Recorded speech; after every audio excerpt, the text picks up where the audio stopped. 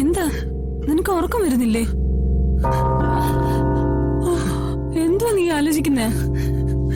എനിക്ക് ജന്മം തന്ന എന്റെ അച്ഛനും അമ്മയും കുറിച്ച് തന്നെയാ. എടാ അവരുടെ വഴിക്ക് പോയില്ലേ? പോയതല്ലോ, നമ്മളെല്ലാരും കൂടെ ചേർന്ന് ഇറക്കി വിട്ടതല്ലേ.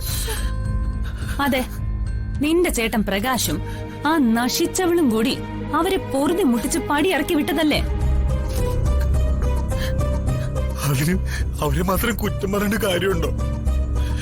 അവര് പെരുവഴിയിലേക്ക് ഇറങ്ങിയതിന് ഞാനും കാരണക്കാരനാ.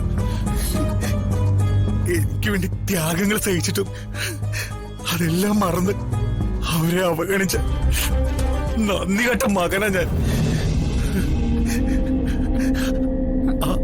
ആ കുറ്റബോധം എന്നെ വല്ലാതെ അലട്ടുന്നുണ്ട് കരുതേ. അവര് പെരുവഴി കിടക്കുമ്പോ അമ്മായിച്ചന്റെ ചെലവില് പട്ടുമത്തെ കിടന്നിട്ട് ഉറക്കം വരുന്നില്ല കരുതേ. മനോജ്, വെറുതെ ഓരോന്നാലോചിച്ച് നമ്മുടെ സമാധാനം കെടുത്തരുത്.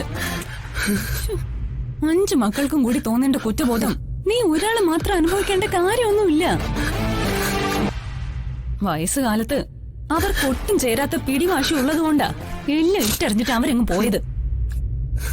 എടാ, അവരവരുടെ സുഖം നോക്കി അവരുടെ വഴിക്ക് പോയെന്നേ ഞാൻ പറയൂ.